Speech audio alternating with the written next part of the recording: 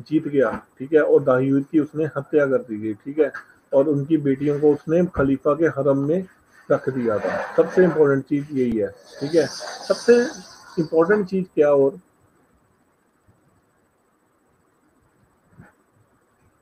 मोहम्मद बिन कासिम ने सिंध में एक टैक्स लगाया जिसका नाम क्या था, जजिया टैक्स।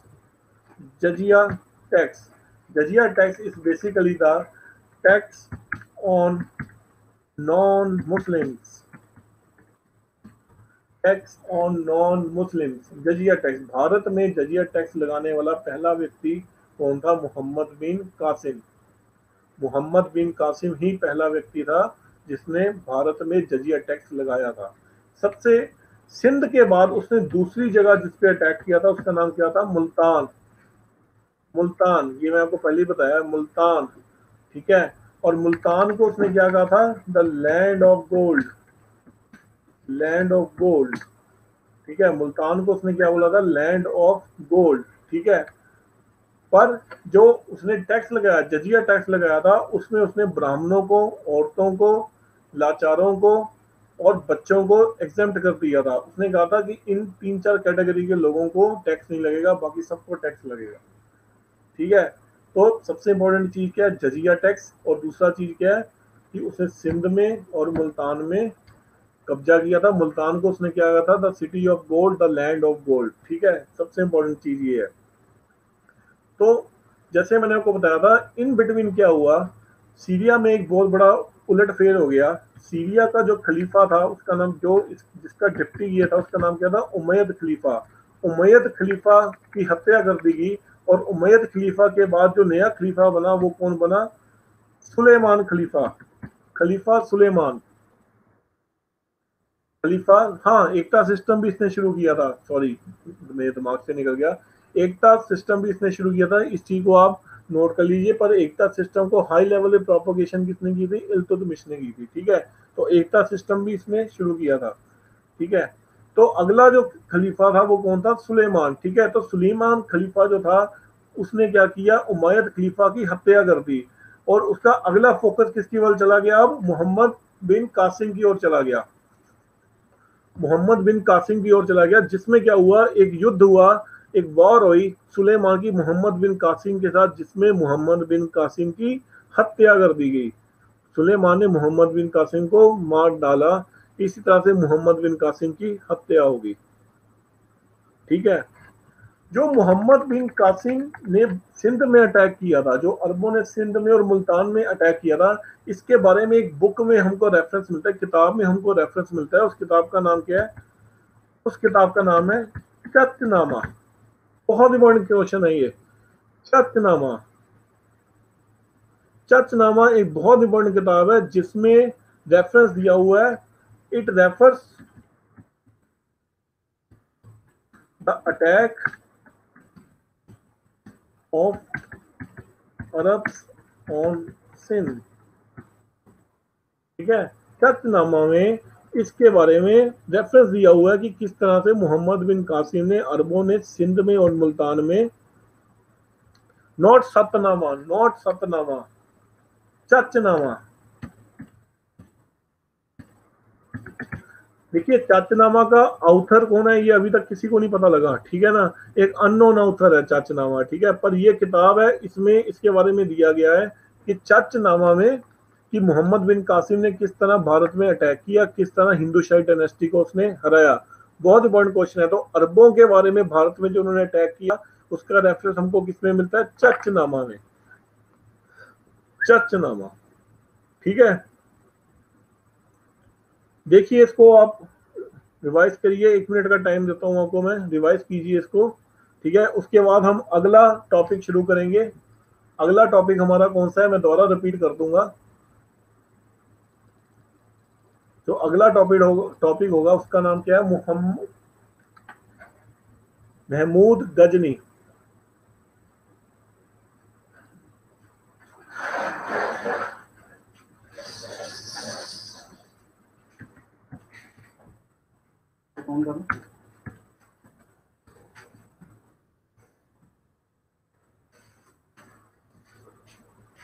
देखिए 1 मिनट का टाइम देता हूँ, रिवाइज कीजिए इसको।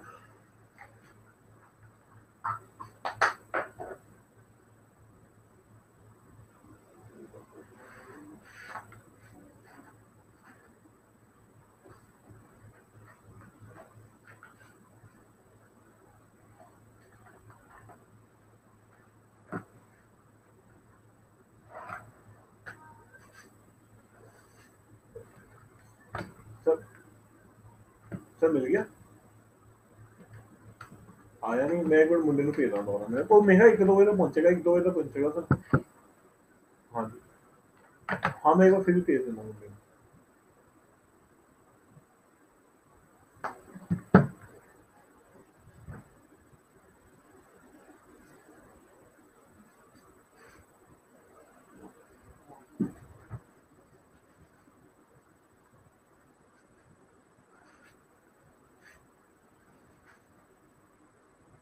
ठीक है, चलें आगे फिर।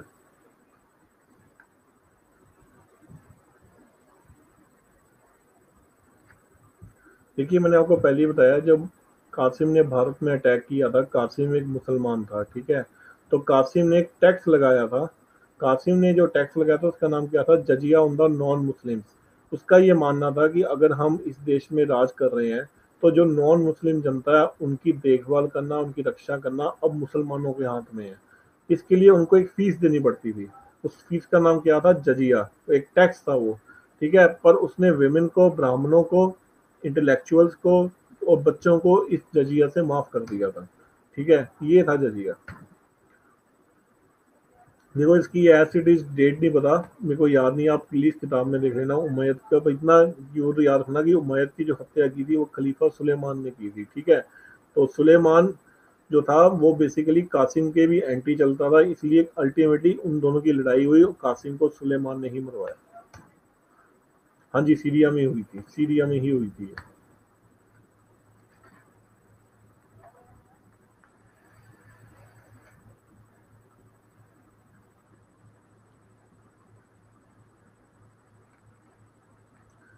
चलें फिर आगे।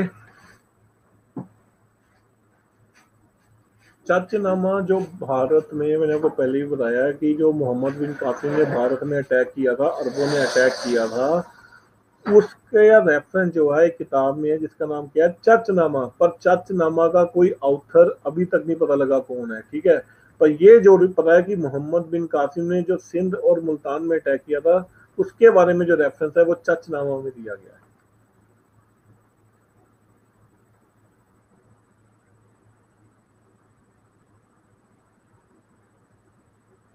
ठीक है, आगे चलें फिर। चलें आगे, बहुत पढ़ना है अभी, चलें आगे। ठीक है,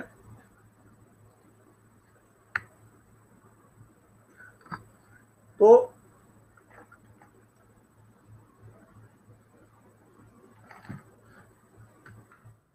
अगला जो हमारा टॉपिक है वो क्या है? Turkish attack on India. Turkish attack on India. Bharat में तुर्कों का आक्रमण, ठीक है। अब चेंज हो गया, मोहम्मद बिन कासिम जो था वो अरब था, वो अरब से आया था। अब जो लोग आएंगे, गजनी, गोरी, ये कौन है? तुर्क है। आगे दिल्ली सल्तनत जो बनेगी वो लोग कौन है? तुर्क है, ठीक है। तो भारत में तुर्कों का आक्रमण जो हमारा नया टॉपिक है, ठीक है। तो इसके बारे में जब हम पढ़ेंगे, सबसे पहले एक नाम आता है, इसका नाम क्या है? अलप्तगीन। अलप्तगीन, ठीक है, अलप्तगीन। अलप्तगीन कौन था? अलप्तगीन खलीफा सुलेमान का एक गवर्नर था। जो अलप्तगीन था, he was the governor of Khalifa Suleiman, who was posted, who was serving his duty, जो अपनी ड्यूटी कहां पर कर रहा था? अफगानिस्तान में, ठीक है। वो कौन था? खलीफा सुलेमान का एक गवर्नर था जो अफगानिस्तान में एक जगह का नाम है जिसका नाम क्या है? गजनी। गजनी, गजनी में अपनी एक ड्यूटी कर रहा था, ठीक है। इसका नाम क्या था? अलप्तगीन,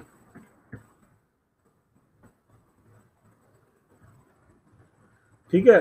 तो अलब्तकिन कौन था? जैसे मैंने आपको बताया, खलीफा सुलेमान का एक गवर्नर था जो अफगानिस्तान में एक ड्यूटी कर रहा था खलीफा के नाम से, ठीक है।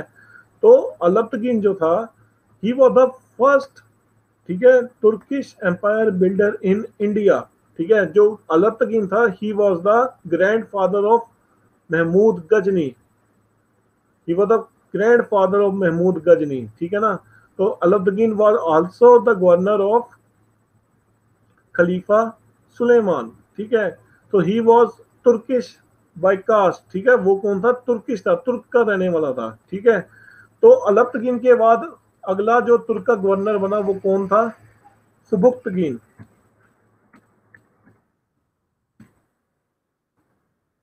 सुबुक्तगिन, ठीक है। अलब्तकिन के लड़के का नाम क्या था? सुबुक्तगिन। सुबुक्तगिन ही पहला तुर्क था जिसने भारत में अटैक किया था। बहुत इंपॉर्टेंट क्वेश्चन है।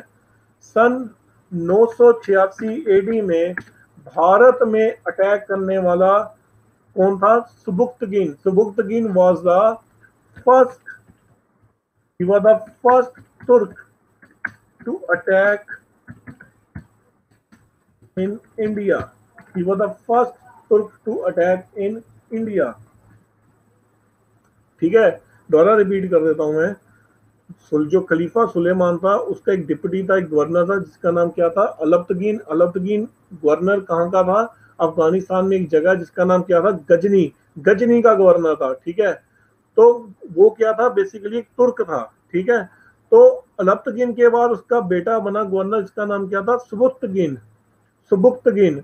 और सुबुक्तगिन पहला ऐसा तुर्क था जिसने भारत में अटैक किया था। बहुत इंपॉर्टेंट क्वेश्चन है, भारत में अटैक करने वाला तुर्क कौन था सबसे पहला? सुबुक्तगिन। सुबुक्तगिन, ठीक है। जब सुबुक्तगिन भारत में आया, जब सुबुक्तगिन ने भारत में अटैक किया, उस समय भारत में जो डायनेस्टी चल रही थी, फिर से कौन सी डायनेस्टी चल रही थी? हिंदू शाही डायनेस्टी। हिंदू शाही डायनेस्टी, हिंदू शाही डायनेस्टी, ठीक है।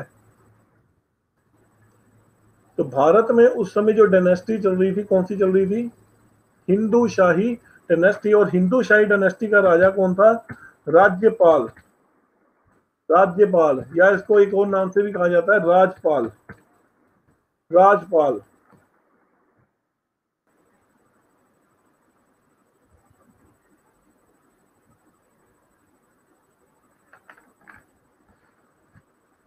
ठीक है। तो उस समय हिंदू शाही डायनेस्टी के दो राजे थे, राजपाल एंड जयपाल। राजपाल एंड जयपाल, ये जो दो लोग थे, ये उस समय हिंदू शाही डायनेस्टी में राज कर रहे थे। राजपाल जो मेन, सॉरी, जयपाल जो मेन किंग था, और राजपाल कौन था? जयपाल का बेटा था, ठीक है। तो हिंदू शाही डायनेस्टी का उस समय राजा कौन था? जयपाल। और उसका बेटा कौन था? राजपाल। इस समय जैसे ही सुबुक्तगिन भारत में आया, तो सुबुक्तगिन की भारत में सबसे पहले टकराव हुआ जयपाल के साथ, जो हिंदू शाही डायनेस्टी का था। तो जयपाल के साथ जो बैटल हुई, उस बैटल को क्या बोला गया? Battle of Waihind. Battle of Waihind, Waihind, battle of Waihind. इस बैटल में, ये जो बैटल थी, ये बैटल किन किन के बीच में हुई थी? सुबुक्तगिन और जयपाल के बीच में। और इस बैटल में क्या हुआ? जयपाल को सुबुक्तगिन ने हरा दिया, और जयपाल जो था सुबुक्तगिन से बहुत बुरी तरह से हार गया, ठीक है। और उसको हराकर सुबुक्तगिन वापस गजनी चला गया, ठीक है। तो ये क्लियर है आपको सुबुक्तगिन के बारे में, या दोबारा रिपीट करूं?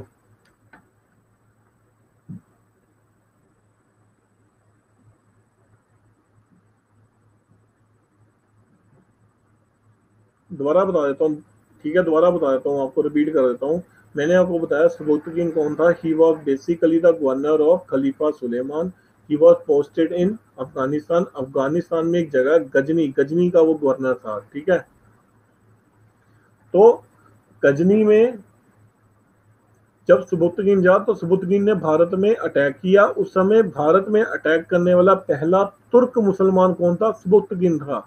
सुबुक्तगिन की सबसे पहली जो लड़ाई हुई किससे हुई? हिंदू शाही डायनेस्टी के राजा जयपाल से। ठीक है। उस लड़ाई का नाम क्या था? बैटल ऑफ वाहिंद, जिसमें सुपुत्रकिन ने जयपाल को बुरी तरह से हराया और अल्टीमेटली वो हराकर वापस गजनी चला गया। ठीक है, चले आगे।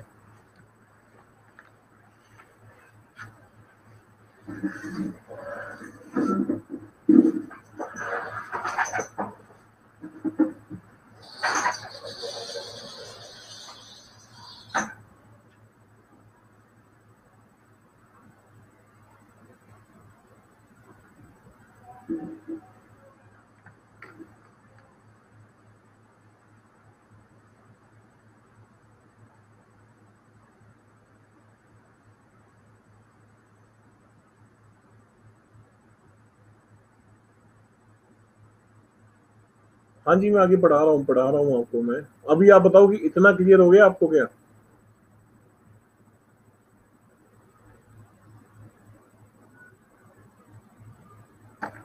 ठीक है, तो अगला जो टॉपिक है हमारा,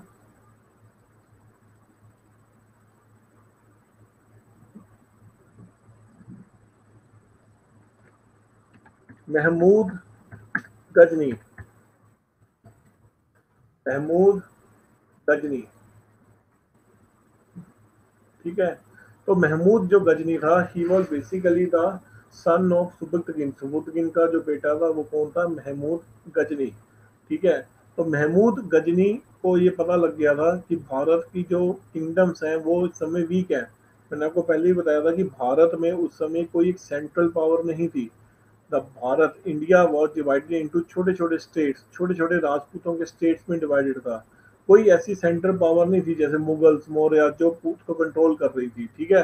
तो मोहम्मद गजनी को जब इस बारे में पता लगा तो मोहम्मद गजनी ने भी भारत में अटैक कर दिया। और ऐसा माना जाता है मोहम्मद गजनी ने भारत में 17 बार हमले किए। 17 बार भारत में मोहम्मद गजनी ने हमले किए। ठीक है। तो उसका मेन फोकस क्या था? मेन एजेंडा क्या था? पहला एजेंडा क्या था? टू लूट द वेल्थ ऑफ इंडिया। ठीक है, भारत के अपार धन को लूटना। ठीक है, लूट द वेल्थ ऑफ इंडिया। और दूसरा जो उसका मेन एजेंडा था वो क्या था? टू प्रोपोगेट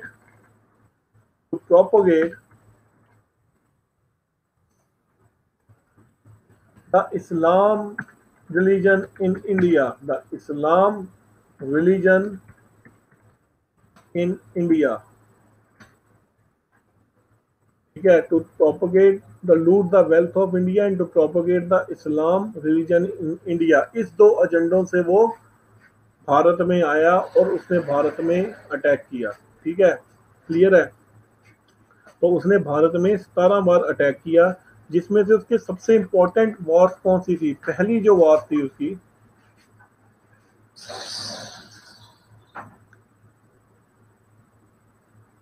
सुन्नी था। महमूद गजनी था, वो सुन्नी मुसलमान था। ठीक है, पर इट्स नॉट सो इम्पोर्टेंट। ठीक है। तो भारत में तो उसकी पहली लड़ाई किससे हुई? मैंने आपको बताया उस समय जो हिंदू शाही डायनेस्टी चल रही थी, जयपाल से। जयपाल से उसकी पहली लड़ाई हुई और इस लड़ाई में भी, इस युद्ध में भी जयपाल को मोहम्मद बिन कासिम, सॉरी, जयपाल को महमूद गजनी ने हरा दिया। तो जयपाल जो था अपनी बेइज्जती को सहन नहीं कर पाया, क्योंकि पहले वो उसके फादर से हारा, ठीक है, सुबुतगिन से, अब वो उसके बेटे गजनी से हार गया। ठीक है। तो he was very much depressed, वो इस बेइज्जती को बर्दाश्त नहीं कर पाया और ऐसा माना जाता है कि उसने अपने आप को आग लगा ली थी। उसने अपने आप को आग लगाकर सुसाइड कमिट कर दिया। ठीक है। तो जयपाल का जो लड़का था उसका नाम क्या था? राजपाल। राजपाल, ठीक है। तो जयपाल का जो लड़का था राजपाल, तो उसने क्या किया? वो अपने पिता का बदला लेना चाहता था। तो उसने जो बाकी राजपूत किंगडम से उनको हिंदू धर्म का हवाला देकर कि ये जो लोग हैं ये हम पे अटैक कर रहे हैं, हमारे हिंदू धर्म को खतरा है। देखिए, धर्म एक ऐसा एजेंडा है जिससे आप लोगों को इकट्ठा कर सकते हैं बड़े आराम से, और इंडिया में ये चीज बड़े आराम से देखने को मिल जाएगी। ठीक है। तो उसने धर्म का एक एजेंडा लिया। उसने बोला कि ये गजनी हमारे हिंदू धर्म के लिए बहुत बड़ा खतरा है। ठीक है। तो आज हम आपसी रंजिशें छोड़कर अब अपने धर्म को बचाने के लिए इकट्ठा हुए। ठीक है। तो उसने क्या किया? डिफरेंट राजपूत डायनेस्टीज को धर्म के आधार पर इकट्ठा किया और गजनी और राजपाल और बाकी योद्धाओं के बीच में एक लड़ाई हुई, इसका नाम क्या था? Second battle of Waihind. Second battle of Waihind. Second battle of Waihind, जिसमें महमूद गजनी फिर जीत जाता है और सारे का सारा कुनवा जो ग्रुप था वो सब का सब हार गया। It was the biggest victory for Mahmud Ghazni. Second battle of Waihind. ठीक है जी। ग्रुप में डिफरेंट राजपूत किंगडम से, जब हम राजपूतों के बारे में पढ़ेंगे तो उनके बारे में भी पढ़ लेंगे। अभी इतना आप याद रखो कि डिफरेंट राजपूत किंगडम से।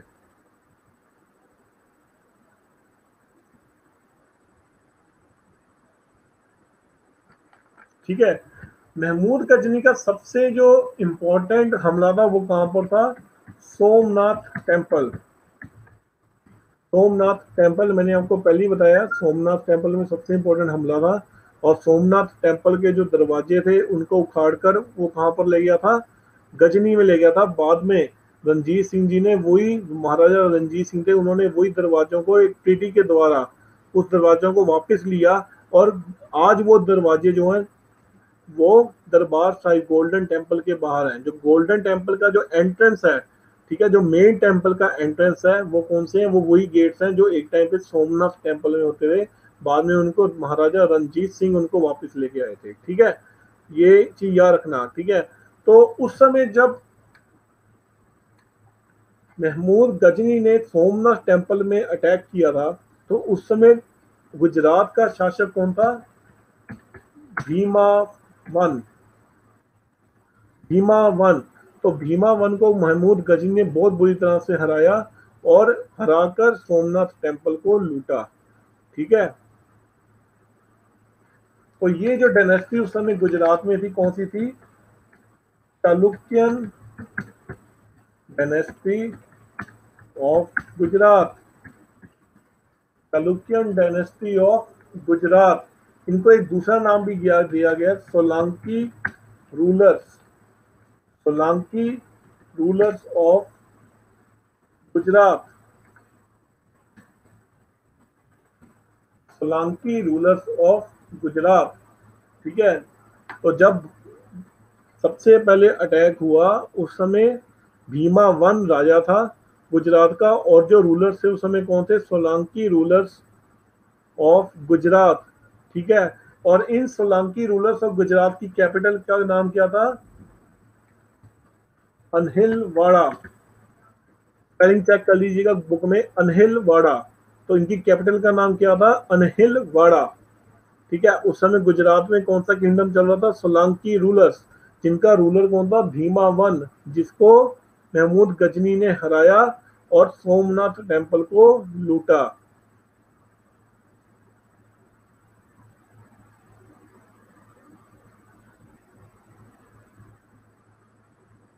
देखिए, मैं आपको फिर बताया कि सबसे इंपॉर्टेंट का हमला था सोमनाथ टेम्पल के ऊपर। सोमनाथ टेम्पल गुजरात में है। उस समय जब महमूद गजनी गुजरात में उसने अटैक किया उस समय सोलंकी वंश चल रहा था। सोलंकी वंश क्या एक राजपूत वंश था। ठीक है, ये चंद्र डायनेस्टी थी, इसके बारे में हम डिटेल में पढ़ेंगे। ठीक है, जो सोलंकी रूलर्स थे उस समय वो राज्य कर रहे थे।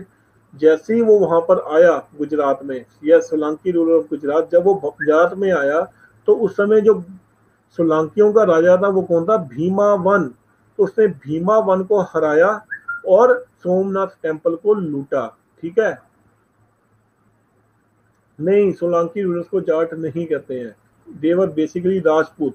और सोलंकियों की उस समय कैपिटल कौन सी थी? अनहिलवाड़ा। अनहिलवाड़ा।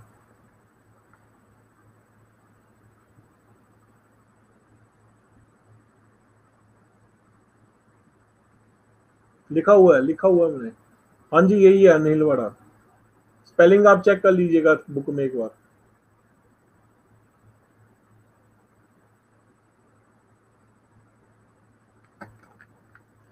ठीक है, चले आगे हम। इतने में आपको क्लियर हो गया गजनी के बारे में? आगे चले हम।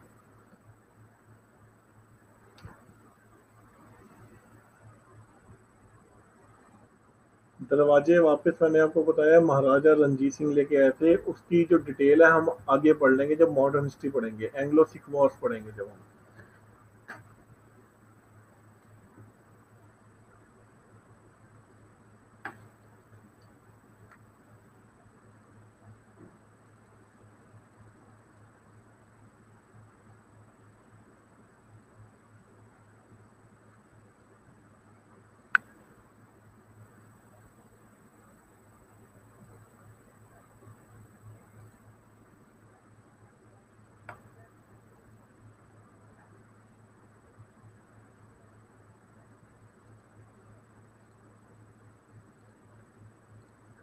तो जब महमूद गजनी भारत में आया, मैंने आपको पहले भी बताया था, जब महमूद गजनी भारत में आया तो उसके साथ कुछ लेखक, कुछ इतिहासकार आए थे, ठीक है। तो उसमें से एक इतिहासकार था जिसका नाम क्या था, एल ब्रूनी। एल ब्रूनी जिसने एक किताब लिखी थी, उस किताब का नाम क्या था, किताबुल हिंद। किताबुल हिंद, ठीक है। तो जब गजनी भारत में आया तो उसके साथ कुछ इतिहासकार, कुछ कवि आए थे, जिसमें सबसे इंपॉर्टेंट कौन था, एल ब्रूनी, जिसने किताब लिखी थी किताबुल हिंद। किताबुल हिंद। एल ब्रूनी एक ऐसा मुसलमान था जिसने भारत में आकर संस्कृत भाषा को भी सीखा, एस्ट्रोलॉजी को सीखा, एस्ट्रोनॉमी को सीखा, भारत की विद्या, रिलीजन, हर चीज को सीखा। और भारत के मैथमेटिक्स को यहां से अरब पहुंचाने वाला कौन था, एल ब्रूनी था। बहुत इंपॉर्टेंट क्वेश्चन है। एल ब्रूनी की किताबुल हिंद, जिसमें उसने भारतवासियों का, सोसाइटी का जिक्र किया है, इकोनॉमी का जिक्र किया, भारत के लोग किस तरह के हैं, एक बहुत बड़ा डिटेल्ड एनालिसिस किया था उसने अपनी किताब में, किताबुल हिंद में, ठीक है। समझ में आ गया आपको। अगला जो इतिहासकार भारत में आया था गजनी के साथ, देखिए मैंने आपको पहले ही बताया कि महमूद गजनी के साथ कुछ इतिहासकार, कुछ दरबार कवि आए थे। उसमें सबसे पहला कवि कौन था, पोइट कौन था, एल ब्रूनी, जिसने कौन सी किताब लिखी थी, किताबुल हिंद, जिसमें उसने भारत की सोसाइटी, भारत के लोग, भारत की इकोनॉमी, हर एस्पेक्ट के बारे में जानकारी दी थी। किताबुल हिंद बहुत इंपॉर्टेंट क्वेश्चन है, बहुत इंपॉर्टेंट क्वेश्चन है, ठीक है। दूसरा जो इतिहासकार दूसरा जो इतिहासकार भारत में आया महमूद गजनी के साथ, उसका नाम क्या था, फिरदोशी। फिरदोशी ने एक किताब लिखी थी जिस किताब का नाम क्या था, शाहनामा। शाहनामा। फिरदोशी ने एक किताब लिखी थी जिसका नाम क्या था, शाहनामा।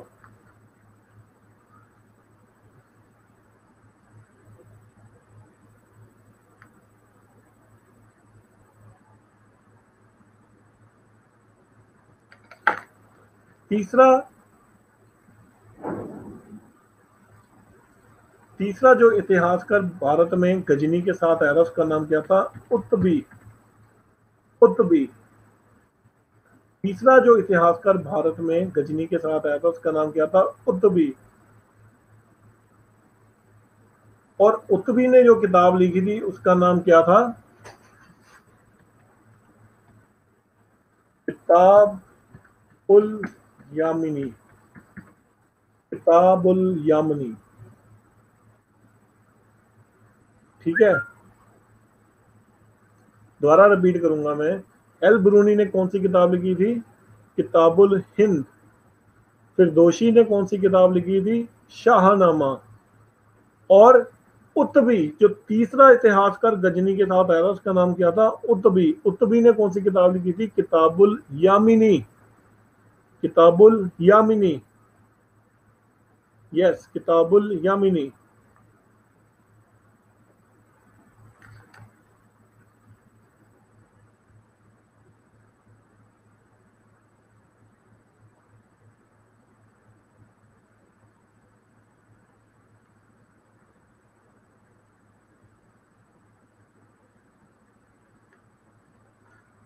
सबसे इंपॉर्टेंट चीज क्या है, भारत को जीतने के बाद भारत में ही महमूद गजनी ने कुछ सिल्वर क्वाइंस इशू किए थे। भारत में सिल्वर क्वाइंस चलाए, ठीक है, महमूद गजनी ने भारत को जीतकर, ठीक है, भारत में कुछ चांदी के सिक्के चलाए थे। और इन सिक्कों में खास बात ये थी कि इन सिक्कों के एक साइड पर अरेबिक भाषा में लिखा गया था और दूसरी साइड पर तुर्किश भाषा में लिखा गया था। बहुत इंपॉर्टेंट क्वेश्चन है।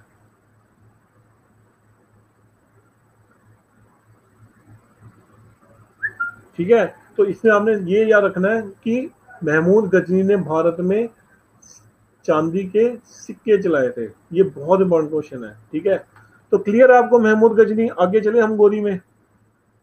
बताइए मुझे, अगर कोई प्रॉब्लम है तो बताइए, मैं दोबारा रिपीट कर दूंगा।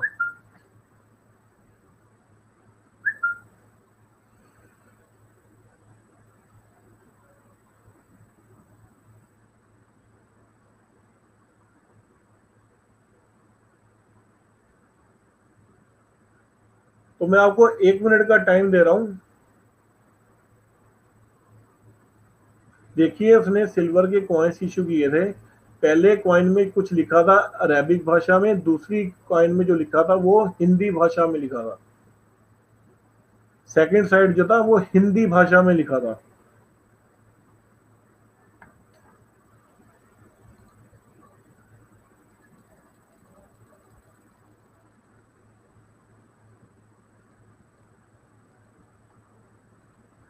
अनिलवाड़ा, मैंने आपको पहले ही बताया कि उस समय सोलंकी रूलर्स गुजरात में राज्य कर रहे थे और उनकी कैपिटल कौन सी थी? अनिलवाड़ा। हिंदी हिंदी हिंदी हिंदी। एक साइड में अरेबिक में, दूसरी साइड में हिंदी में।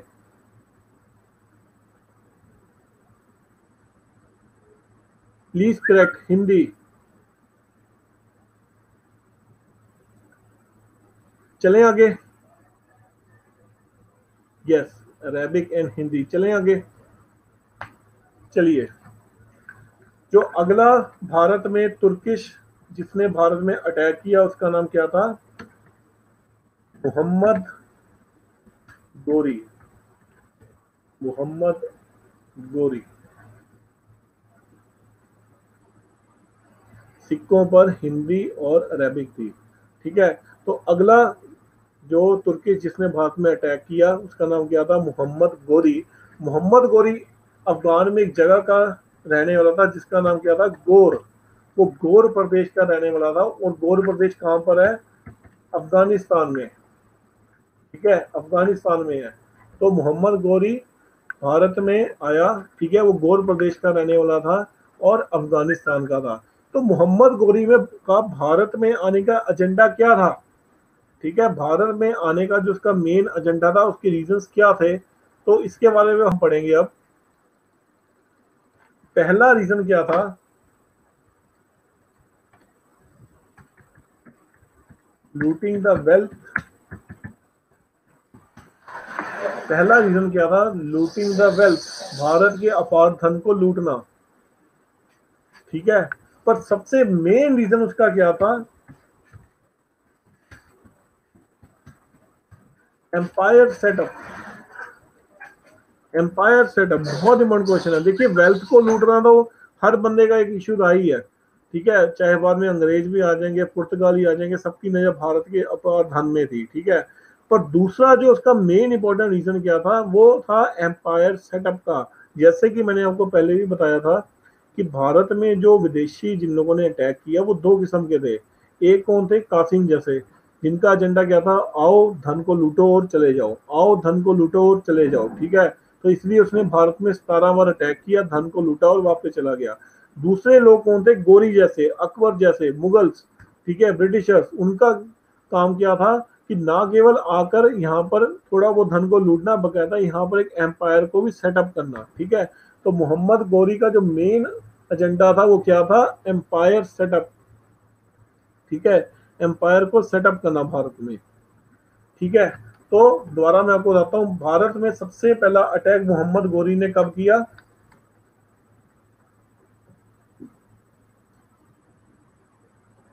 बताइए।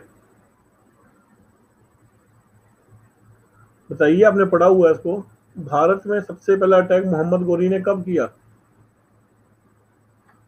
भारत में सबसे पहला अटैक मोहम्मद गोरी ने 1175 एडी में किया।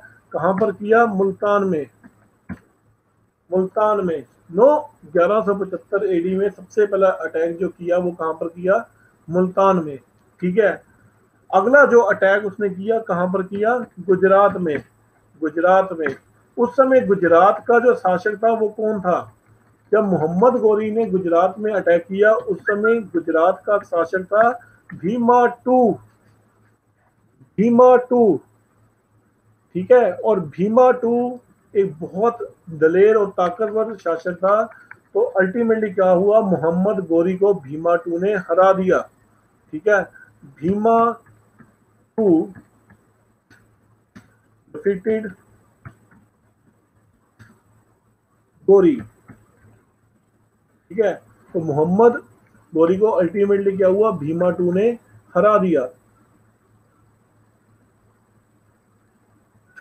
1175 में सबसे पहली बार उसने किस में अटैक किया था? मुल्तान में अटैक किया था।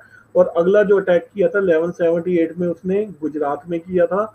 उस समय गुजरात का जो शासक था सोलंकी वंश का कौन था? भीमा टू। ठीक है। और भीमा टू ने बहुत ही बहादुरी से एक लोहा लिया और गोरी को हरा दिया। ठीक है। अगली जो उसकी लड़ाई हुई वो कौन सी हुई? 1191 में, मैंने आपको बताया, first battle of Tarain. First battle of Tarain 1191 में, फर्स्ट बैटल ऑफ तहरेन। ठीक है। या इसको तरेन जो भी कहें, स्पेलिंग को आप एक बार देख लेना।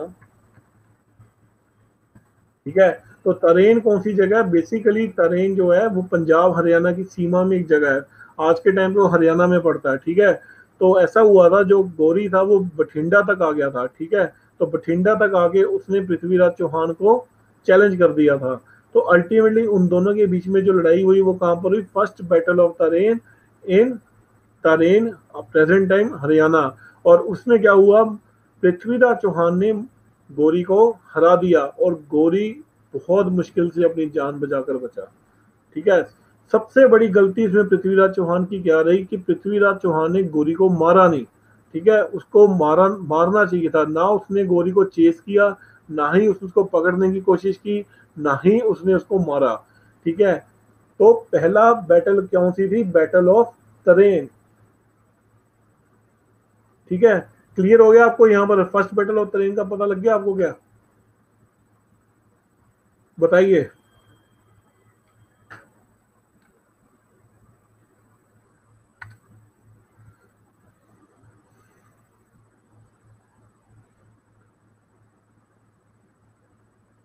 फर्स्ट बैटल ऑफ तरेन भारत में जो हुई 1191 एडी में हुई, मोहम्मद गोरी और पृथ्वीराज चौहान के बीच में हुई। ठीक है। जिसमें पृथ्वीराज चौहान जीत गया। पर पृथ्वीराज चौहान की सबसे बड़ी गलती क्या थी? उसने मोहम्मद गोरी को ना ही पकड़ने की कोशिश की, ना ही चेस करने की कोशिश की, और ना ही उसको मारने की कोशिश की। ठीक है। वो वहां से भाग गया। ठीक है। ये सबसे बड़ी गलती किसने की? पृथ्वीराज चौहान ने की।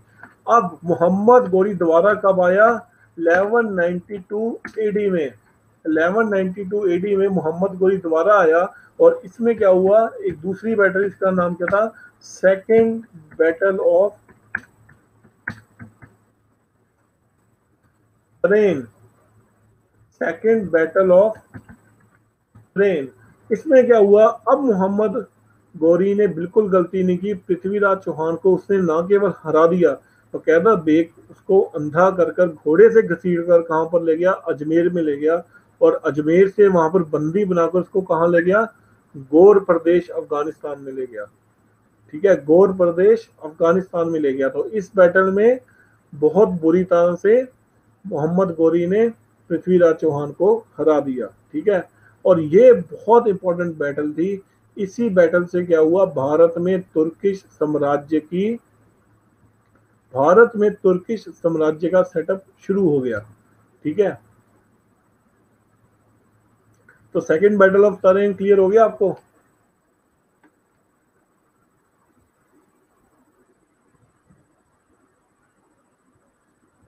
चलें आगे क्या?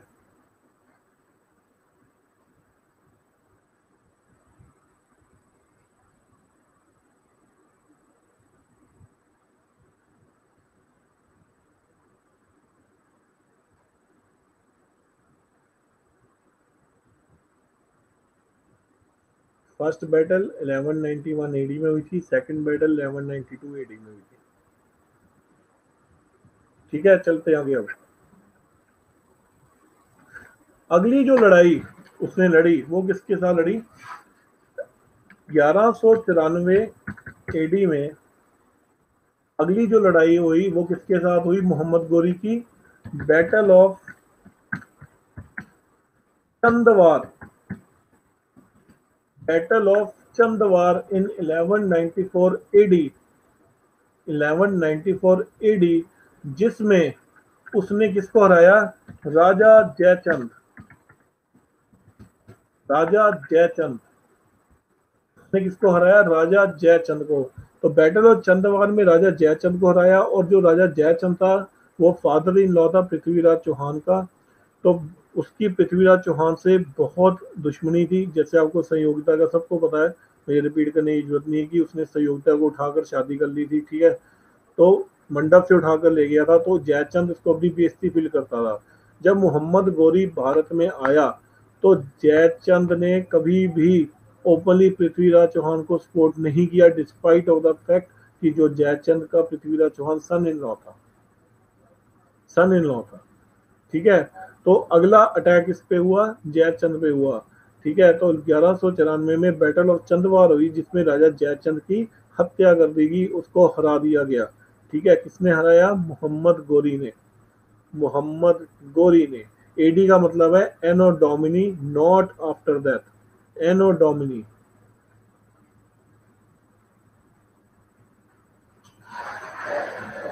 क्लियर है?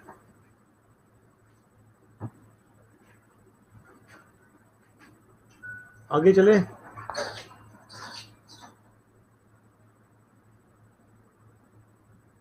बैटल ऑफ चंदवार, चंदवार कनुज आगरा के साइड पे ही है, जो आज की अयोध्या है, अयोध्या की साइड में हुआ था ये कनुज की रात।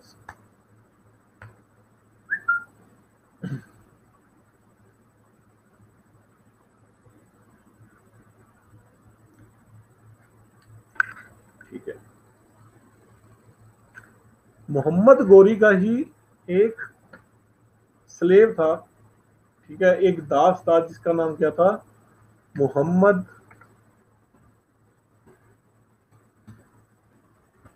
बख्तियार, बख्तियार खिलजी, मोहम्मद बख्तियार खिलजी। ठीक है, तो इसके बारे में आपको बताया ये कौन था? ये बेसिकली मोहम्मद गोरी का ही एक स्लेव था।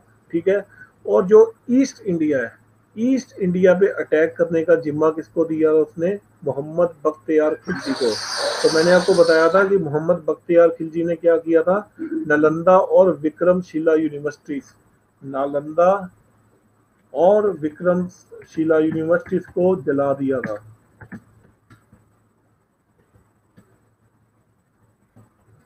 नालंदा और विक्रमशिला यूनिवर्सिटीज को जला दिया था, वहां पर कत्लेआम पचाया, वहां पर आग लगा दी, जितने भी लिटरेचर थे उनको आग लगा दी थी उसने। वहां से आगे वो कहां पर प्रोसीड किया उसने? बंगाल में, बंगाल में। और बंगाल में उस समय कौन सा डायनेस्टी चल रही थी?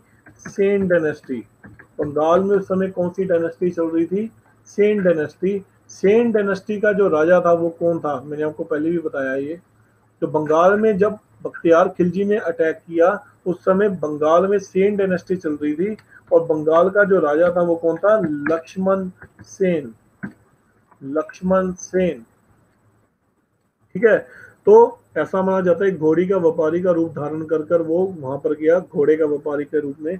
और जैसे ही जब वो अंदर दरबार में एंटर हुआ, तो अपने लोगों के साथ उसने कत्लेआम मचाना शुरू कर दिया, और लक्ष्मण सेन वहां से भाग खड़ा हुआ, और बंगाल की विजय किसने की? बख्तियार खिलजी ने। तो इस तरह से बख्तियार खिलजी ने बंगाल को जीता। क्लियर है?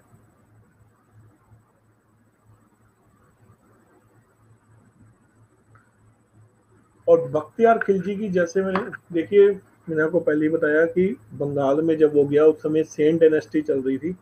ठीक है, बंगाल में जब बख्तियार खिलजी ने अटैक किया, वहां पर सेन डायनेस्टी चल रही थी, और उसका हेड कौन था? लक्ष्मण सेन, राजा लक्ष्मण सेन। ठीक है, तो एक घोड़े के व्यापारी के रूप में वो वहां पर गया, और लक्ष्मण सेन को उसने युद्ध में हराया, जिसके बाद बंगाल में उसने विजय कर लिया। ठीक है, बंगाल में उसने विजय कर लिया, और अल्टीमेटली बंगाल पर बख्तियार खिलजी का राज्य शुरू हो गया। ठीक है, चलें आगे।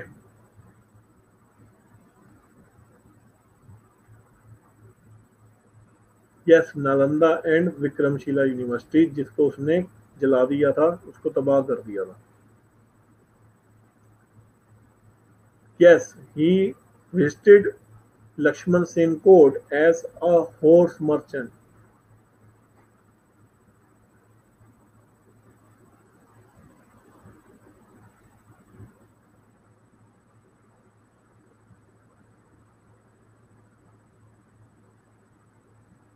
चलें आगे फिर।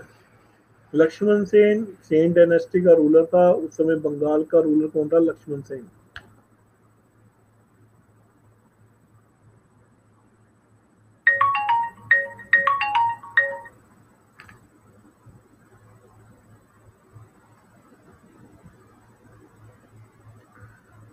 ठीक है, तो अब बच्चों मैं आपको 5 मिनट का टाइम दे रहा हूँ। ठीक है, थोड़ा रेस्ट लीजिए, पिछला जितना पड़ा उसको कंसोलिडेट कीजिए, तो उसके बाद हम फिर से स्टार्ट करते हैं। जो अगला हम चलेंगे मोहम्मद गोरी के आगे कुतुबुद्दीन ऐबक से। ठीक है, तो 5 मिनट का रेस्ट दे रहा हूँ आपको मैं, गो थ्रू हुई। ठीक है, और उसके बाद फिर से शुरू होते हैं हम।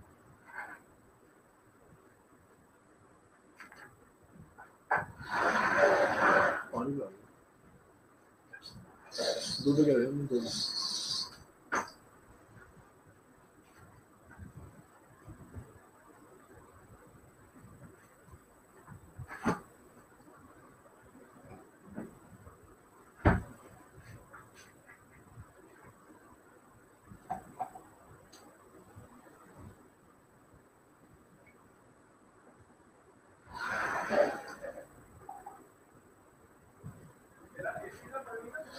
आगे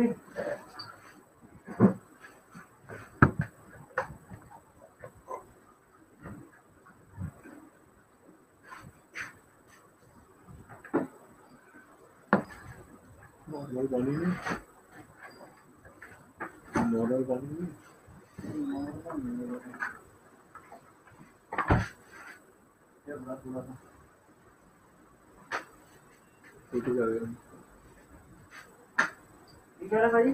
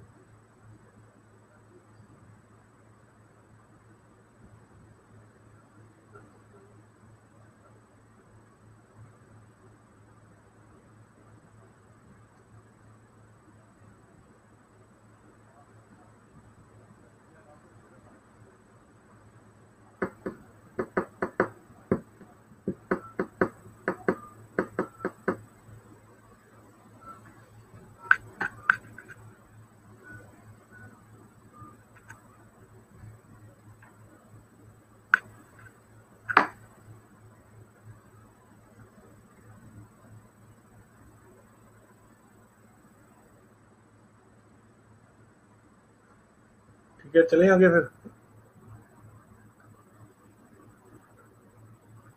स्टार्ट करें।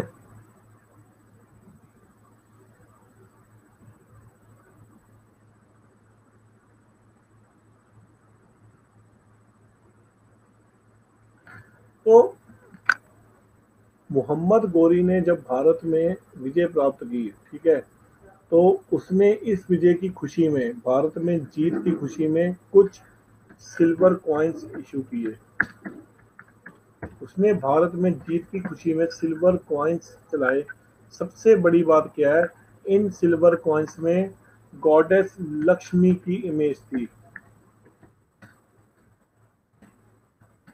गॉडेस लक्ष्मी की इमेज थी। बहुत इंपॉर्टेंट क्वेश्चन है, कई और पेपर में आ चुका है कि ऐसा कौन सा मुस्लिम शासक था जिसने चांदी के सिक्के चलाए जिसमें गॉडेस लक्ष्मी की इमेज बनी हुई थी, फोटो बनी थी, पिक्चर बनी हुई थी। तो क्या नाम है उसका? मोहम्मद गोरी। मोहम्मद गोरी, ठीक है। जब मोहम्मद गोरी भारत से वापस गौर प्रदेश जा रहा था तो रास्ते में उसकी हत्या कर दी गई, ठीक है। तो किसने की? एक आदमी ने की, who was the member of Khokhar tribe. जो खोखर ट्राइब थी नॉर्थ वेस्ट की, उसने पीछे से किसी ने अटैक किया और मोहम्मद गोरी की हत्या कर दी गई। ये मैंने आपको पहले ही बताया था, खोखर ट्राइब का एक मेंबर था जिसने पीछे से खंजर मारकर मोहम्मद गोरी की हत्या कर दी, ठीक है। और इस तरह से मोहम्मद गोरी की जीवन लीला समाप्त हुई, ठीक है।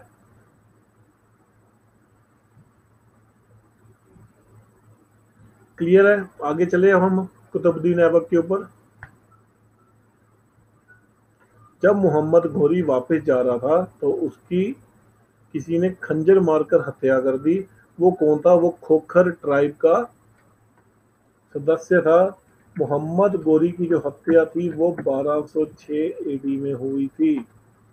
1206 एडी में मोहम्मद गोरी की हत्या की गई थी। कौन था? खोखर ट्राइब ने उसकी हत्या की, ठीक है। क्लियर है जी?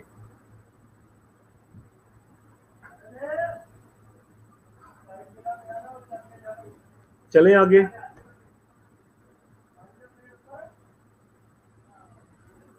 ठीक है, हमारा अब जो अगला टॉपिक है वो कौन सा टॉपिक है? दिल्ली सल्तनत।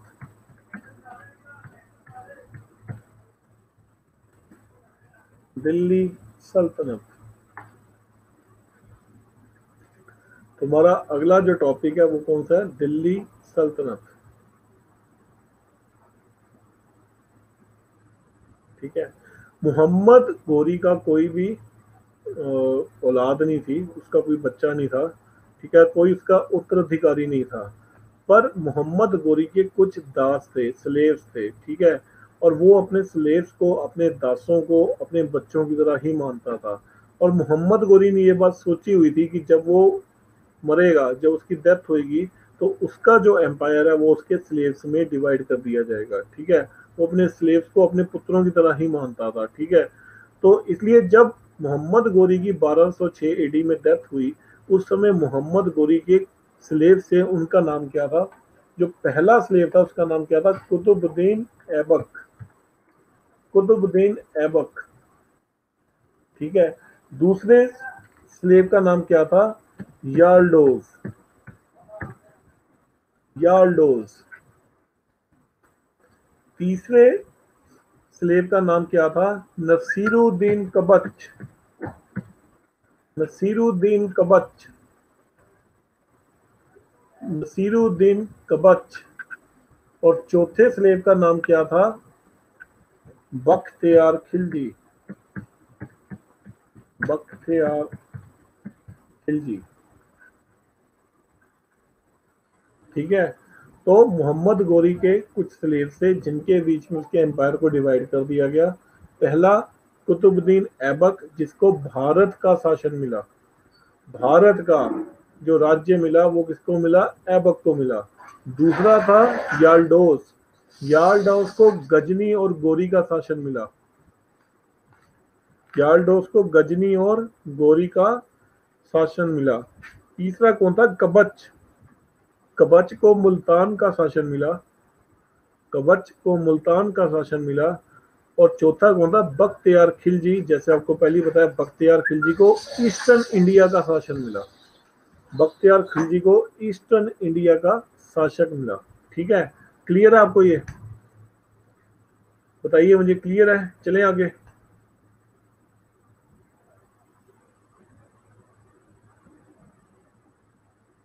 कबच दोबारा बताऊंगा मैं आपको। ऐबक को भारत का मिला, याल्डोस को गजनी और गोरी का मिला, ठीक है, कबच को मुल्तान का शासन मिला, और बख्तियार खिलजी को बंगाल और ईस्ट इंडिया का मिला।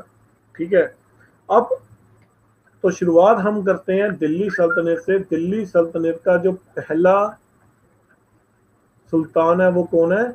कुतुबुद्दीन ऐबक।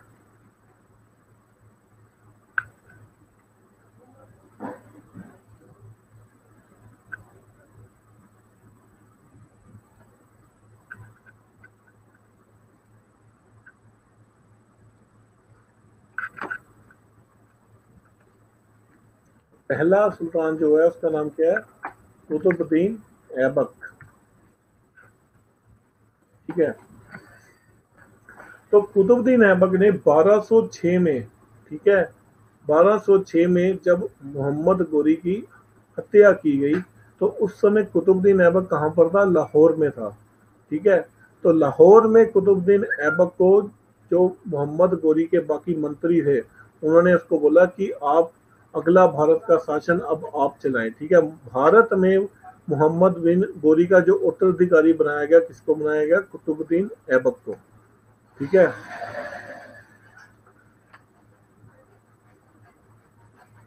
तो कुतुबुद्दीन ऐबक जो था, ठीक है, उसका वो बेसिकली कौन से ट्राइब से था?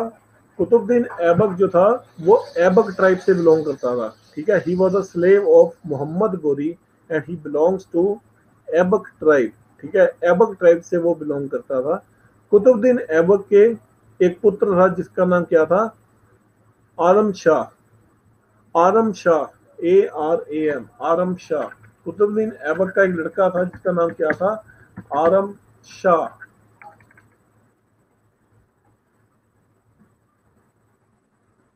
आरम शाह, ठीक है। और कुतुबुद्दीन ऐबक की एक लड़की थी, बेटी थी, उसका नाम क्या था? शाह तुर्कन। शाह तुर्कन। कुतुबुद्दीन ऐबक के बेटे का नाम क्या था? आरम शाह। कुतुबुद्दीन ऐबक की एक पुत्री थी, उसका नाम क्या था? शाह तुर्कन। ठीक है, तो 1206 में कुतुबुद्दीन ऐबक को भारत का पहला दिल्ली सल्तनत का सुल्तान बनाया गया। सबसे इंपॉर्टेंट बात यह है कि कुतुबुद्दीन ऐबक ने हमेशा अपनी जो राजधानी को रखा वो लाहौर में रखा, दिल्ली में कभी शिफ्ट नहीं किया।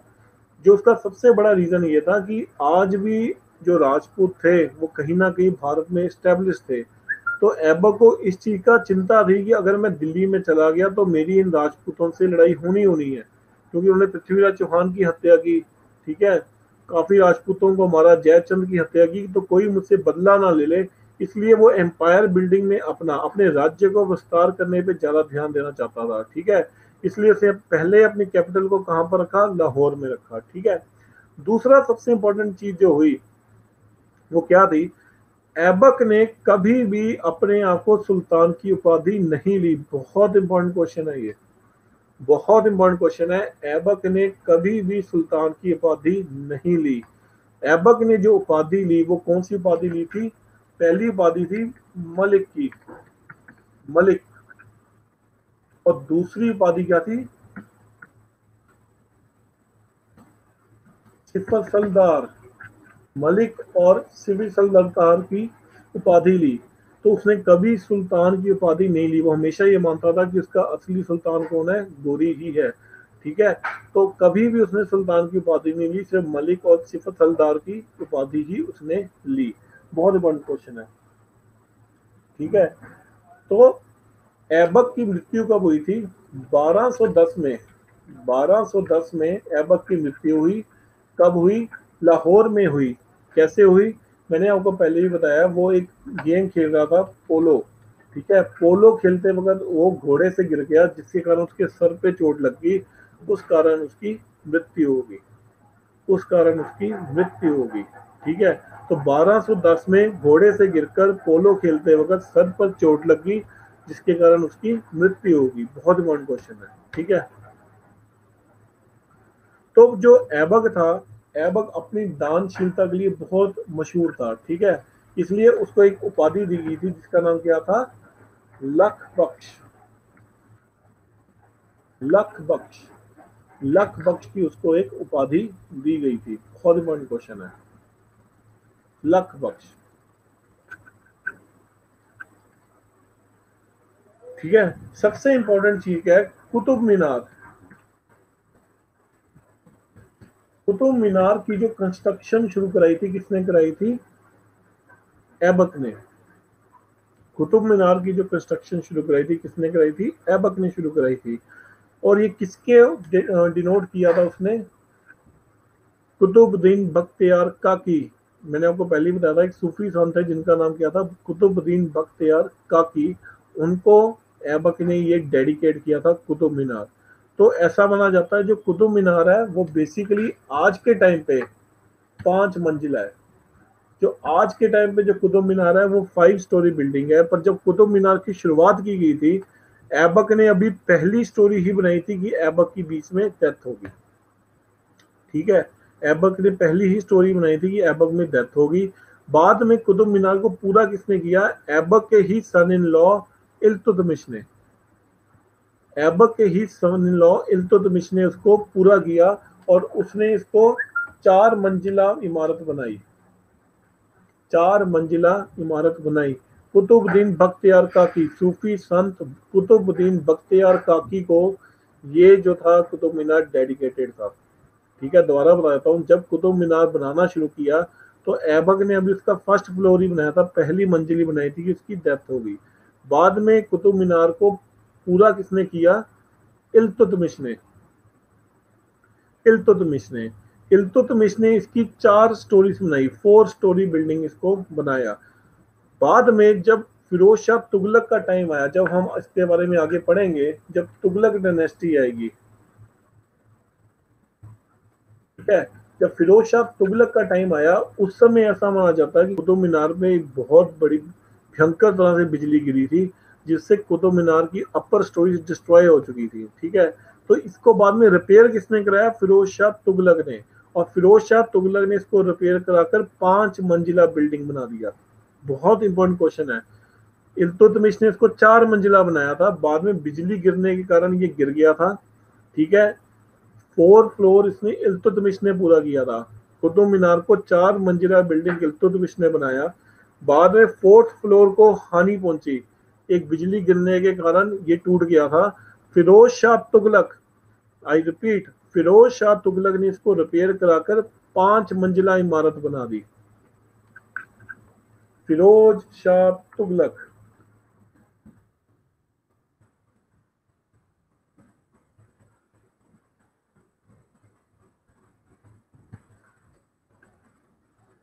फिरोज शाह तुगलक ने इसको रिपेयर कराकर 5 मंजिला बनाई।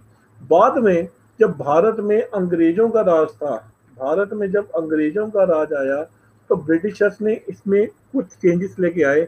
जो इसमें सीढ़ियां लगाएगी, ठीक है, जो इसको स्टेयर्स से जोड़ा गया, वो स्टेयर्स किसने लगाई, ब्रिटिशर्स ने लगाई थी। बहुत इंपॉर्टेंट क्वेश्चन है, ठीक है। तो दोबारा रिपीट करता हूँ, कुतुबुद्दीन ऐबक ने इसको शुरुआत की, 1 मंजिला बनाई। इसको पूरा कंप्लीट 4 मंजिला किसने किया, इल्तुतमिश ने किया। बाद में जब इसको बिजली से इसको हानि पहुंची, उसको 5 मंजिला करके रिपेयर किसने किया, फिरोज शाह तुगलक ने किया। और अल्टीमेटली ब्रिटिशर्स ने इस पर स्टेयर केसेस लगाए, स्टेयर्स लगाए, ठीक है। हो गया क्लियर, बताइए इसमें कोई डाउट है या नहीं है।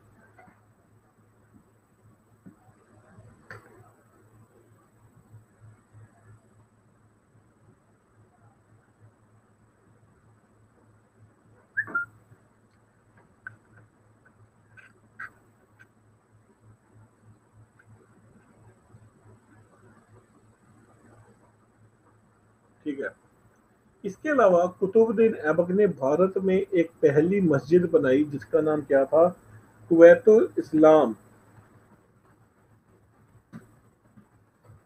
कुवैतुल इस्लाम मस्जिद, भारत में पहली मस्जिद जो बनाई गई वो कौन सी मस्जिद थी? कुतुबुल इस्लाम मस्जिद। कुतुबुल इस्लाम मस्जिद को किसने बनाया? कुतुबुद्दीन ऐबक ने बनाया। कुतुबुल इस्लाम मस्जिद कहाँ पर है? कुतुबुल इस्लाम मस्जिद इस समय दिल्ली में है। दिल्ली में है। ठीक है। ऐसा माना जाता है कि कुतुबुल इस्लाम मस्जिद बेसिकली एक जैन टेम्पल था। It was a Jain temple. Qutubul Islam Masjid क्या था? एक जैन टेम्पल था, जिसको बाद में तोड़कर उसी के मटेरियल को यूज कर कर कुतुबुद्दीन ऐबक ने उसको मस्जिद में कन्वर्ट कर दिया। ठीक है, इसलिए उसका नाम क्या रखा गया? कुतुबुल इस्लाम मस्जिद। तो कुतुबुल इस्लाम मस्जिद कहाँ पर है? दिल्ली में है। ये पहले क्या था? जैन टेम्पल था। उस जैन टेम्पल को तोड़ा गया। उसी टेम्पल को तोड़कर उसके ऊपर एक मस्जिद खड़ी की गई, और उस मस्जिद का नाम क्या है? कुतुबुल इस्लाम मस्जिद, जो कुतुबुद्दीन ऐबक ने बनाई और भारत की पहली मस्जिद थी। किया हुआ है मैंने, कुतुबुल इस्लाम मस्जिद। अगली जो मस्जिद भारत में उसने बनाई, जो सेकंड मस्जिद उसने बनाई, उसका नाम क्या था? अढ़ाई दिन का झोंपड़ा। अढ़ाई दिन का झोंपड़ा। तो ऐबक द्वारा दूसरी जो मस्जिद बनाएगी, कहां पर बनाएगी? अजमेर में। अढ़ाई दिन का झोंपड़ा। ठीक है। अढ़ाई दिन का झोंपड़ा ऐबक द्वारा बनाएगी। तो ऐसा माना जाता है अढ़ाई दिन का झोंपड़ा भी एक संस्कृत कॉलेज था। It was an Sanskrit college. तो अढ़ाई दिन का जो झोंपड़ा वो क्या था? संस्कृत कॉलेज था। इस संस्कृत कॉलेज को तोड़कर उसने क्या किया? उसी के मटेरियल को यूज कर कर मस्जिद बना दी। ठीक है। तो दो मस्जिदें उसने बनाई। पहली मस्जिद कौन सी थी? कुतुबुल इस्लाम मस्जिद, जो दिल्ली में थी, जो एक जैन टेम्पल था। और दूसरी मस्जिद क्या थी? अढ़ाई दिन का झोपड़ा, जो अजमेर में बनाई, जो एक संस्कृत कॉलेज था। ये भी ऐबक ने बनाई। ठीक है, तो क्लियर हो गया आपको ये?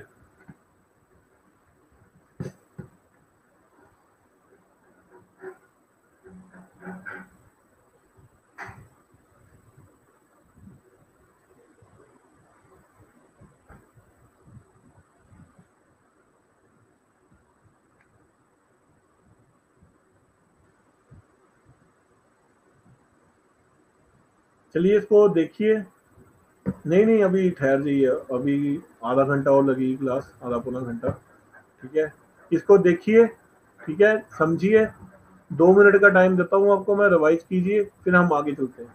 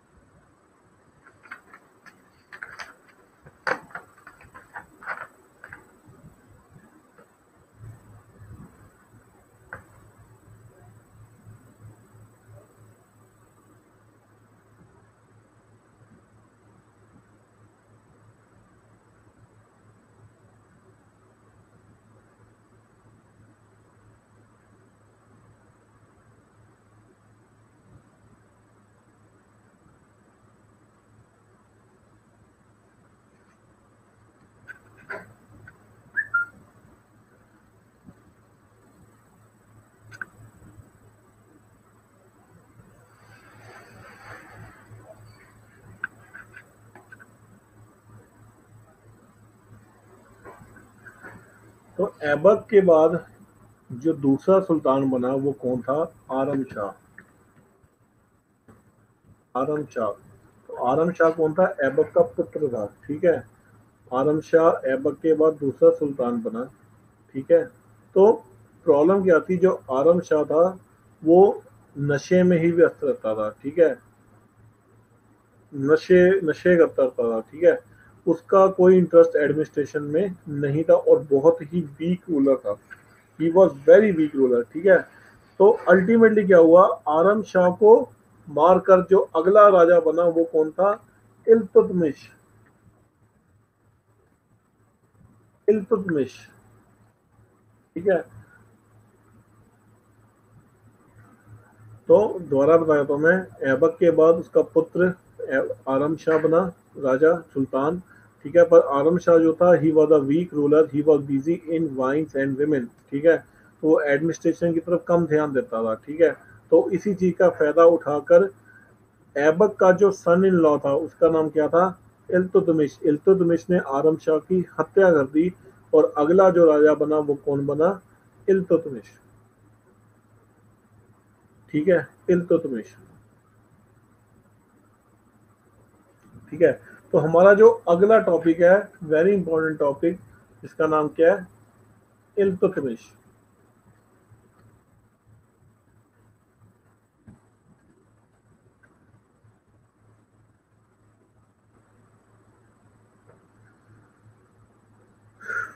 चलिए, तो इल्तुतमिश जो था, जैसे मैंने आपको पहले बताया, he was the son in law, he was the son in law of Qutubuddin Aibak, ठीक है। कुतुबुद्दीन ऐबक की बेटी का नाम क्या था, शाह तुर्कन, ठीक है। शाह तुर्कन का पति कौन था, इल्तुतमिश। सबसे बड़ी बात यह है, Iltutmish was also the slave of Aibak, Aibak का दास था। इल्तुतमिश को ऐबक ने लाहौर में खरीदा था, ठीक है। पर इल्तुतमिश की बहुत ज्यादा क्वालिटीज, अच्छी क्वालिटीज को देखकर ऐबक ने बहुत ही जल्दी उसको क्या किया, बदायूं का गवर्नर बना दिया, बदायूं का गवर्नर बना दिया, ठीक है। और उसकी मिलिट्री कैपेबिलिटीज को देखकर ऐबक ने अपनी बेटी शाह तुर्कन की शादी किससे करा दी, इल्तुतमिश ने करा दी, ठीक है। जब दोहरा बता रहा हूं मैं आपको कि ऐबक का बेटा कौन था, आरम शाह था, he was a weak ruler. Aram Shah को मारकर अगला राजा कौन बना, इल्तुतमिश।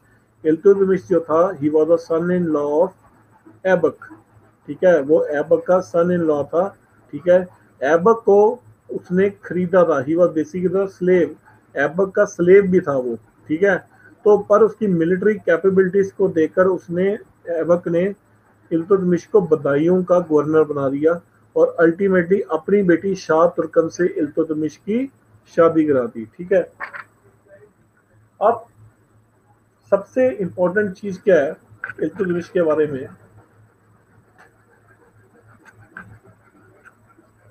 भारत में एकता सिस्टम, भारत में एकता सिस्टम को हाई लेवल प्रोपोगेट किसने किया, इल्तुतमिश ने किया। बहुत इंपॉर्टेंट क्वेश्चन है। मैंने आपको पहले बताया था, एकता एकता सिस्टम को सबसे पहले मुल्तान और सिंध में किसने चलाया था, मुल्तान और सिंध में मोहम्मद बिन कासिम ने चलाया था, ठीक है। पर इस सिस्टम को हाई लेवल पे प्रमोट किसने किया, इल्तुतमिश ने किया, ठीक है। तो एकता सिस्टम क्या है, जैसे मैंने आपको पहले बताया था, एकता सिस्टम में क्या होता है कि फॉर एग्जांपल पूरे एम्पायर को डिफरेंट स्टेट्स में, प्रोविंसेस में डिवाइड कर दिया जाता था। उस प्रोविंस का जो हेड होता था वो कौन होता था, एक गवर्नर होता था।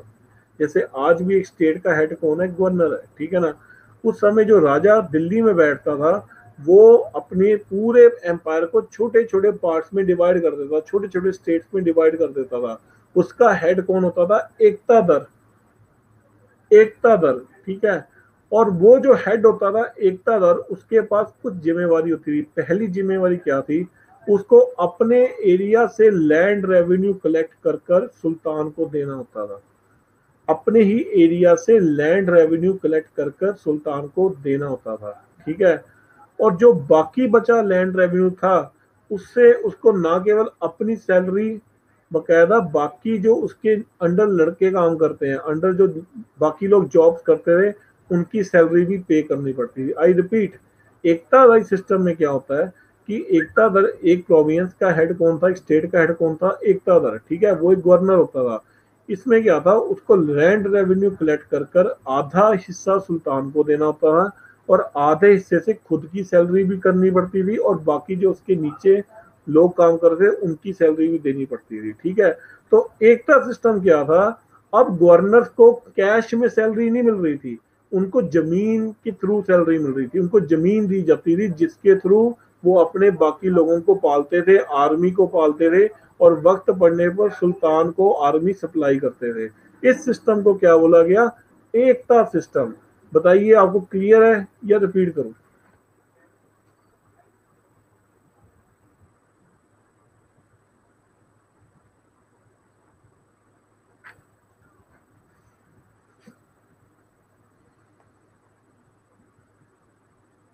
ठीक है, दूसरा सबसे काम उसने बड़ा काम क्या किया था,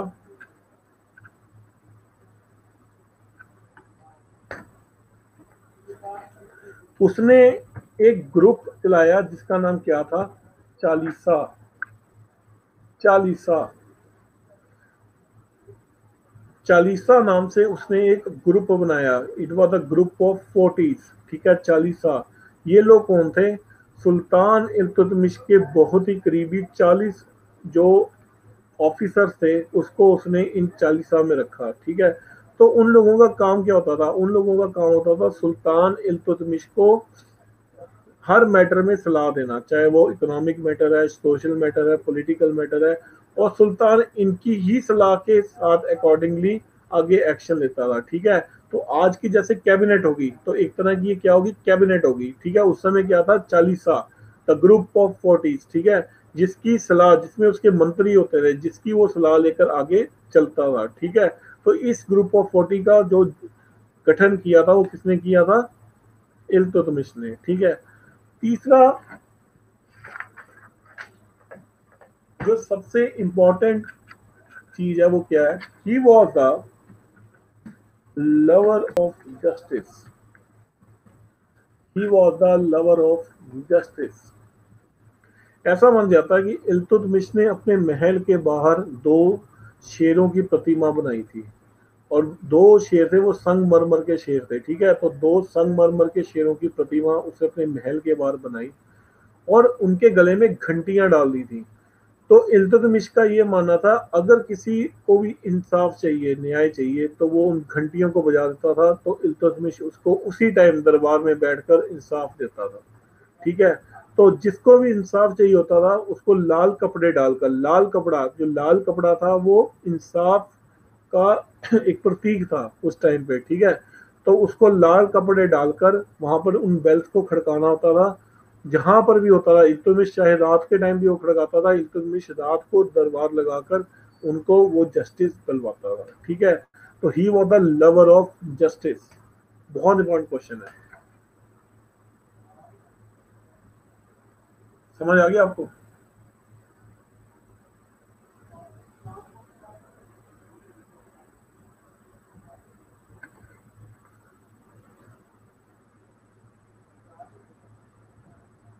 इल्तुतमिश ने अपने टाइम पर इल्तुतमिश ने अपने टाइम पर कुछ आर्किटेक्चर डिजाइन्स बनाए। ठीक है, सबसे पहला क्या बनाया, सुल्तान गिरी का मकबरा। Sultan Ghari, tomb of Sultan Ghari. Tomb का मतलब क्या होता है, मकबरा। तो सुल्तान गिरी का मकबरा, भारत का पहला टॉम, भारत का पहला मकबरा। मकबरा क्या होता है, जहां पर एक बॉडी की रखी जाती है, वहां पर बॉडी दबाई जाती है और उसके ऊपर क्या, एक टॉम, समाधि के ऊपर टॉम बना दिया जाता है। ठीक है, भारत का पहला जो मकबरा था कौन सा था, सुल्तान गिरी का मकबरा। इसको किसने बनाया था, इल्तुतमिश ने बनाया था। ठीक है, और इल्तुतमिश ने किसकी याद में बनाया था, अपने बेटे नसीरुद्दीन महमूद की याद में बनाया था। ऐसा माना जाता है जो नसीरुद्दीन महमूद था, इल्तुतमिश का बेटा था, वो अपनी जवानी में ही मर गया था, बहुत जल्दी उसकी मौत हो गई थी। इसलिए उसकी याद में उसने भारत का सबसे पहला मकबरा टॉम्ब ऑफ सुल्तानगिरी इल्तुतमिश ने बनाया। बहुत ही इंपॉर्टेंट क्वेश्चन है। ठीक है, दूसरा जो उसने बनाया, उसने ख्वाजा मुगीजुद्दीन चिश्ती की दरगाह बनाई अजमेर में।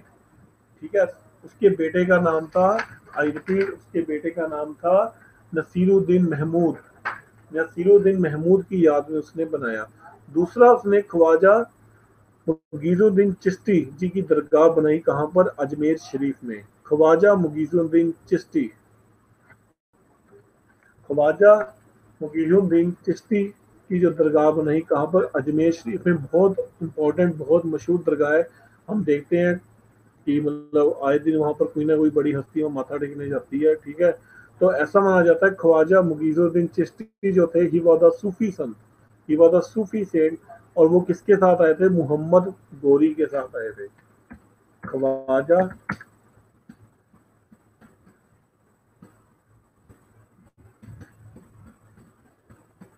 ख्वाजा मुगीजुद्दीन चिश्ती,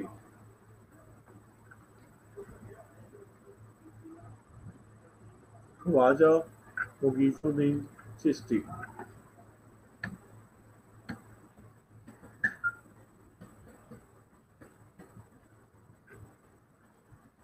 ठीक है।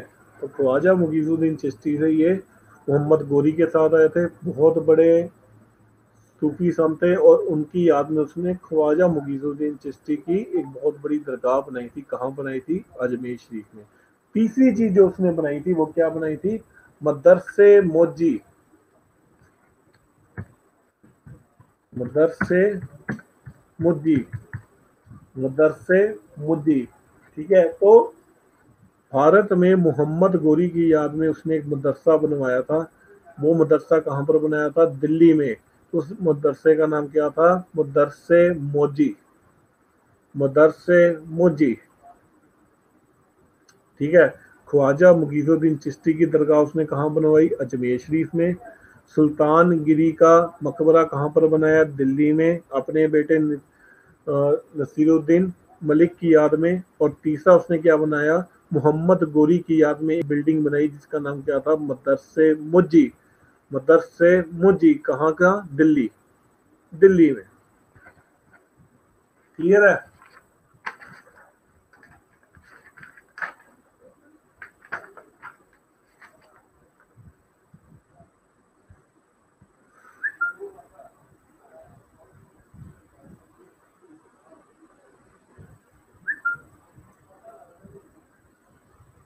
आई रिपीट, ख्वाजा मुगीजुद्दीन चिश्ती की दरगाह कहाँ पर बनाई उसने? अजमेर शरीफ में। दूसरा, मदरसे मुजी कहाँ पर बनाई? दिल्ली में, मोहम्मद गोरी की याद में। और तीसरा उसने क्या बनाया था? सुल्तान गिरी का Tom, the first Tom of India, Sultan Ghari Tom, ठीक है, नसीरुद्दीन मलिक अपने बेटे की याद में। नसीरुद्दीन मलिक,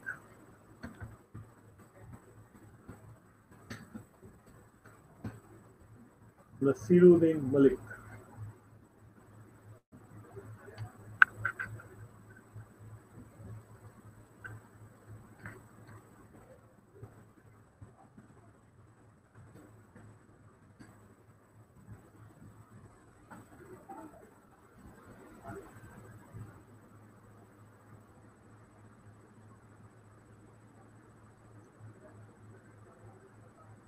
ठीक है, क्लियर है आपको? बताइए, इसमें कोई डाउट है आपको?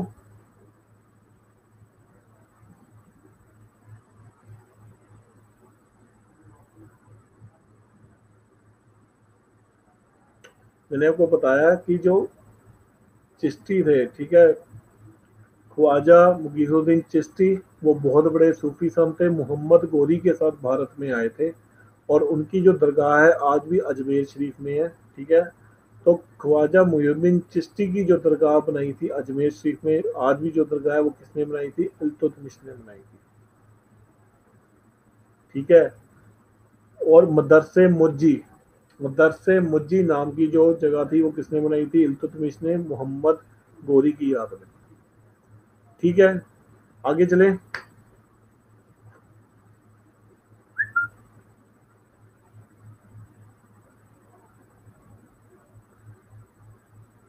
तो एक चीज मैं आपसे साझी करना चाहता हूँ कि मैंने हिस्ट्री के पोर्शन को कुछ इस तरह से डिवाइड किया है, ठीक है। Polity, economy, society and policies, ठीक है ना। तो इस समय मैं अभी पॉलिटी करा रहा हूँ। जो इनकी बाकी पॉलिसीज आएंगी, जैसे इसने कौन से कॉइन्स इशू किए, जैसे हम सिल्वर, टांका, कॉपर, जितना हम बाकी सब कुछ अलग से टॉपिक्स में पढ़ेंगे, ठीक है। तो राजाओं ने कॉइन्स कौन से इशू किए वो मैंने एक अलग टॉपिक बना दिया है, उनकी पॉलिसीज क्या थी वो मैंने एक अलग टॉपिक बना दिया है। अभी हम क्या चल रहे हैं, सिर्फ पॉलिटी के बारे में उनका ब्यौरा पढ़ रहे हैं, उन्होंने कौन कौन सी लड़ाइयाँ की, या उनके फैमिली मेंबर्स का क्या नाम था, अभी हम इन चीज़ों के बारे में पढ़ रहे हैं, ठीक है। इससे क्या होगा कि मिक्सअप नहीं होगा और आपको हिस्ट्री कंपैरेटिवली आसान लगने लगेगी, ठीक है। तो आज का जो आखिरी टॉपिक है वो कौन सा है, लिखिए, रुकौद्दीन फिरोज। अगला जो सुल्तान बना वो कौन बना, रुकौद्दीन फिरोज।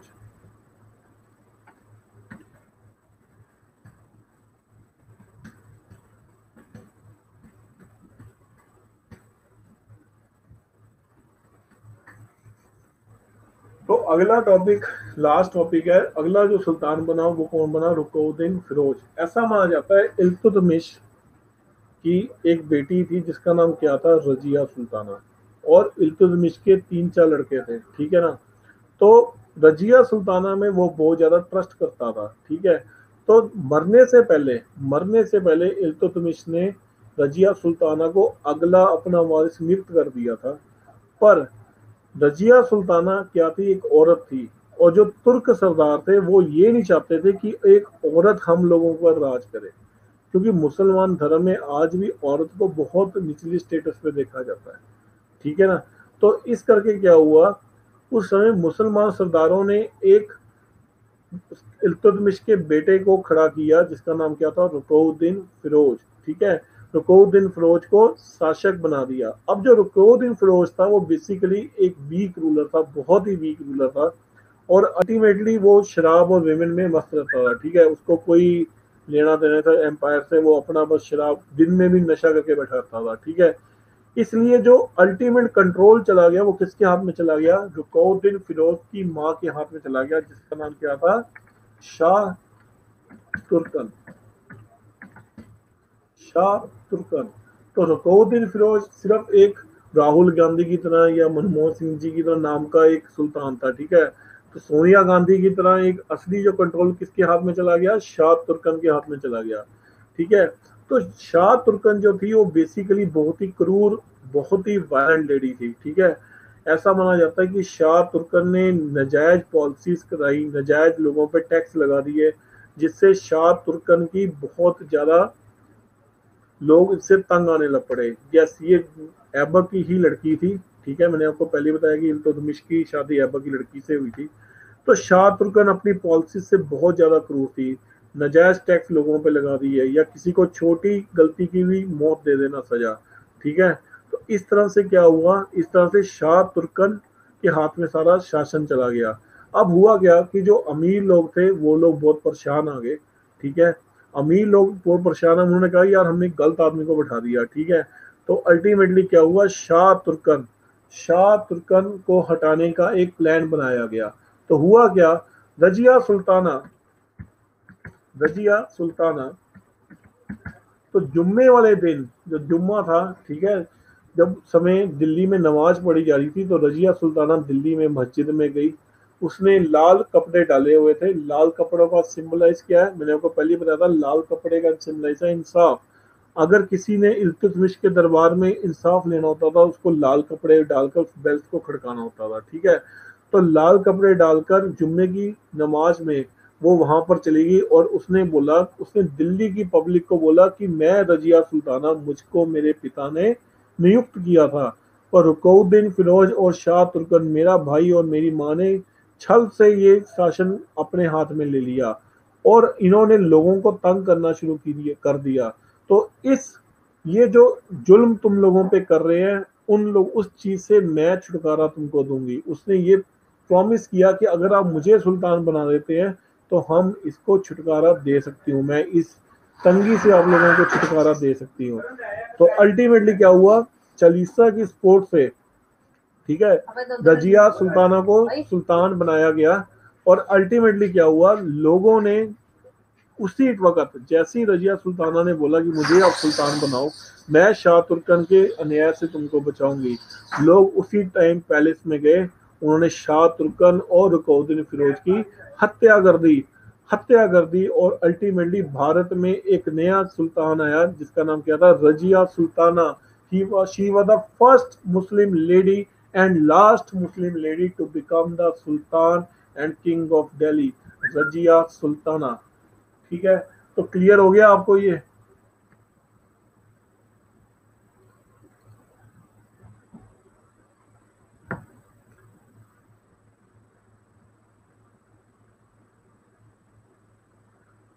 ठीक है, तो आज के लिए इतना ही। ठीक है, आप इसको पढ़ के आइए। बुक का नाम मैंने आपको बताया हुआ है, महेश कुमार भरवल की बुक है, कॉस्मोस पब्लिकेशन की। ठीक है, उसको खरीदिए अमेजोन से, उसको पढ़ के आइए। और आगे हम जो अगला टॉपिक हमारा चलेगा वो रजिया सुल्ताना से चलेगा। ठीक है, तो क्लियर है, कोई प्रॉब्लम तो नहीं है, समझ आया आपको ये? ओके।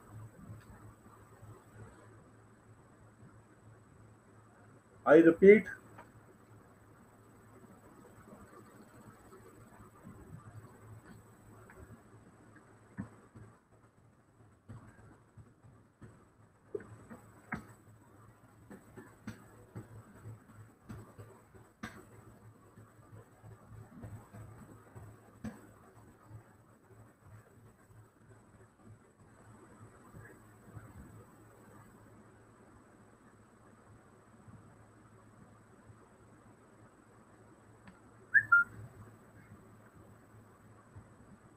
ओके।